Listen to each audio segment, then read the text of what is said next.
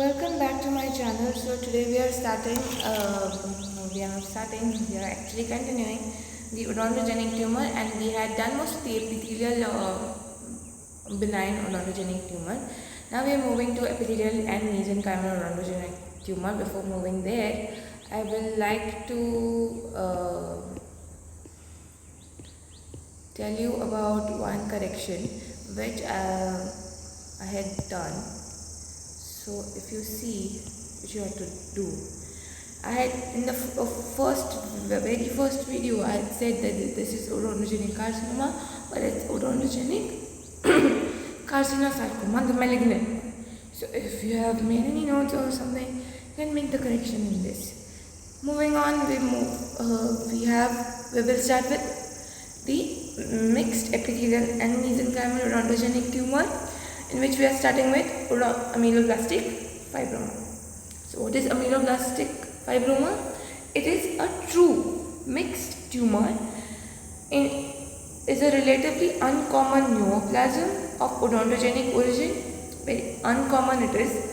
It's a mixed tumor, and it's true by simultaneous proliferation of both the epithelial and mesenchymal tissue without the formation of the enamel or dentin. So in this tumor, you have the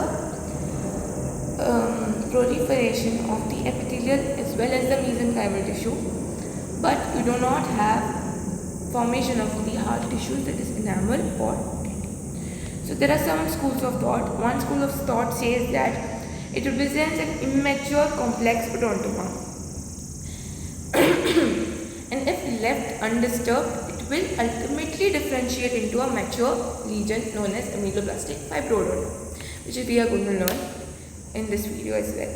So what is odontoma? It is a tooth-like structure which is smaller and is present not in a normal anatomic position of the mouth.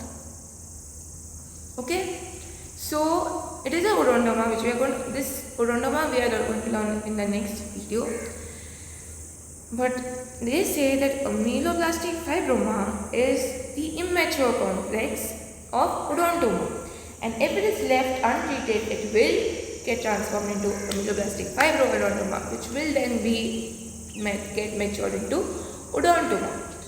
However, this was contradicted because the clinical age of the occurrence of both were different, as odontoma was occurring during 14.8 years and ameloblastec fibroma was occurring 22 years. So how it will be the immature state of odontoma? So therefore, we concluded, or the WHO concluded, that ameloblastec fibroma represents a separate entity, separate specific neoplastic entity, while data suggests that ameloblastec fibroadontoma represents an immature complex odontoma, but ameloblastec fibroma is not a immature complex immature odontoma. Ameloblastec fibroma, we are going to learn about it in this video itself. Fibroadontoma, sorry. It does represent an immature complex odontoma. Now, odontoma is widely accepted to be a hamartoma rather than an odontogenic neoplasm. Remember this, we are going to come across it in the next video.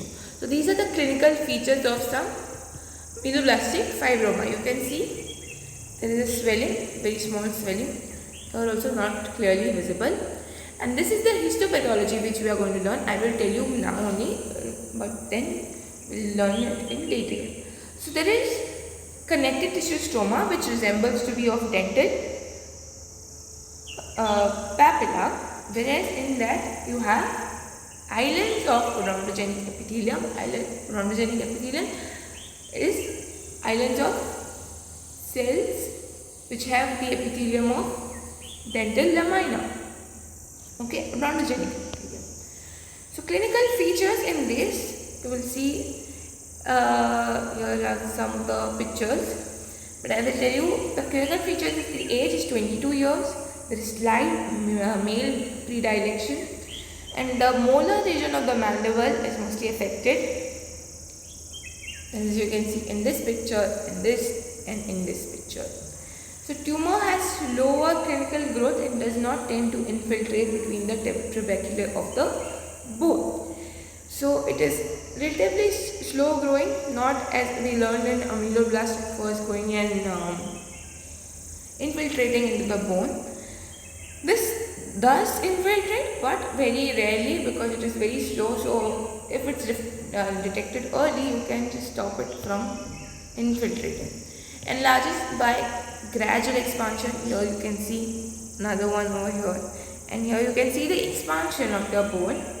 Periphery of the region remains smooth periphery, and it's mostly asymptomatic. Accidentally discovered. When do you discover it? During a RF examination, radiographic examination. Here you will see the gross of it, so you can know the size of it by it's painless. You will have the size to be around just about 1 centimeter only. You will have it. It's painless. Tenderness can be seen and mild swelling. These will be the presenting complaints of the patient. If you go to the radiographic features, you have unilocular or multilocular. As you can see here, it's unilocular. Here also it is unilocular. It is a smooth border, a smooth outline, and can have sclerotic border. May or may not produce evident bulging of the bone. As here you have the bulging, but may not produce because it's very slow in growing. Mostly associated with unerupted tooth. As I told you, the size could be 1 to 8.5 centimeter in diameter. It is associated with unerupted tooth, as you can see in this one as well. The differential diagnosis you can think about is ameloblastoma, odontogenic myxoma, which we will learn, and odontogenic keratocyst, which we will be learning in cysts. And then there is central giant cell lesion also. Now we come to histopathology. As I have told you earlier, proliferation of the odontogenic epithelium is immersed in a myxoid cellularized tissue.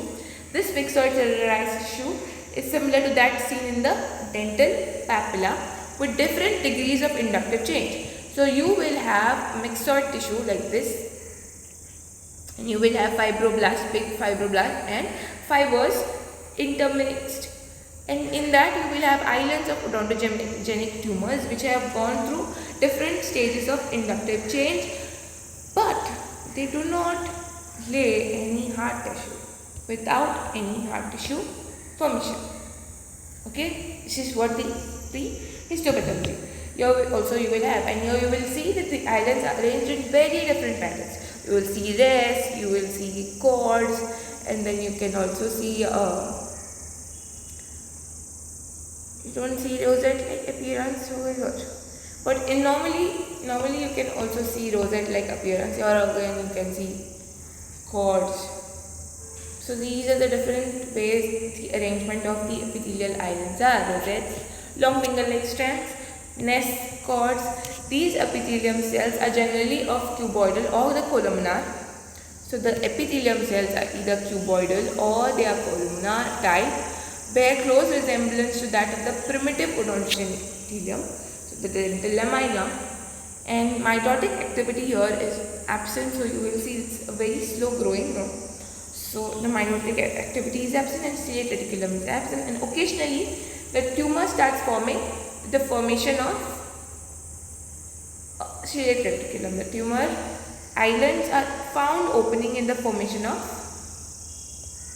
ciliate reticulum. As you can see, this is the odontogenic epithelium, and you will find the budding of these tumors from the epithelium,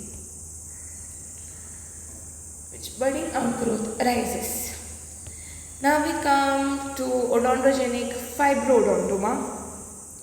It is a neoplasm composed of proliferating odontogenic epithelium embedded in cellular ectomesenchymal tissue, similar to ameloblastic fibroma, which resembles the dental papilla with varying degrees of inductive change.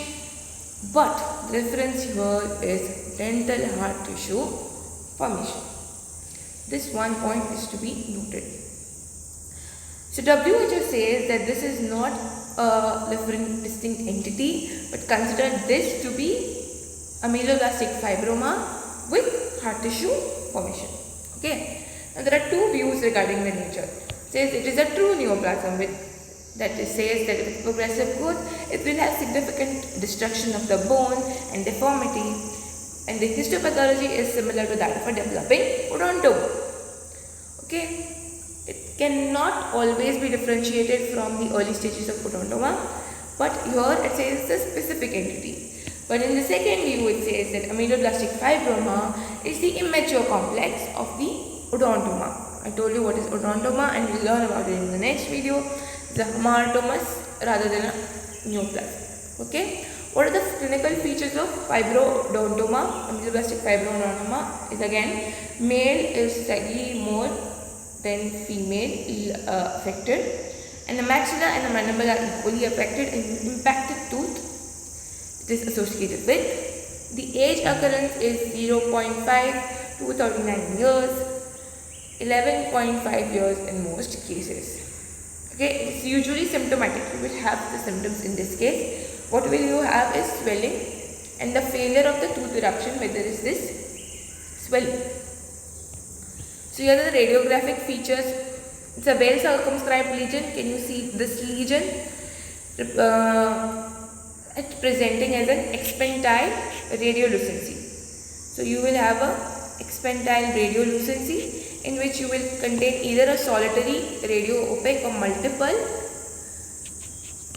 radio opacities presenting the odontoma portion. I told you what is odontoma, hard tissue formation. Some lesions measure 1 to 2 cm in diameter and extend up to the body of the mandible and even extending to the ramus. So it can extend that much. Here is another. So you will see radiolucency and you will have radio opaque structures into it.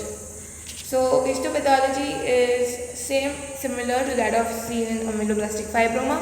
You will see islands present as cords, strands, rosettes of primitive odontogenic columnar cuboidal epithelium. Either it could be cuboidal or it could be columnar, the epithelium. Mesenchymal component is the embryogenic fibrous connective tissue with delicate fibrils interspersed with large primitive fibroblasts, all resembling that of dental papilla. In addition, typically composite odontoma is found. So we will learn about odontoma in the next video. There is compound odontoma and composite odontoma. Compound odontoma, composite compound odontoma and composite complex odontoma. Okay, there is typical composite odontoma is found. This is the similar structure that is seen in ameloblastic fibroma. What are they? Islands of odontogenic epithelium, which is dental lamina, in connective tissue stroma, which is similar to that of this is myxoid connective tissue stroma. You will see similar fibrils and primitive fibroblasts present, similar to that of dental papilla. What will be, and here you will have the hard tissue formation, dentine, and this is the dentine is only seen. So treatment prognosis, the ameloblastic fibrodontoma is treated by curettage since it does not appear to locally invade the bone. So you will just curettage the lesion, and the recurrence is there, so that will be this. In ameloblastic fibroma also you will do curettage removal of the tumor. That is it for today, guys. Thank you for a patient hearing. Meet you in the next video.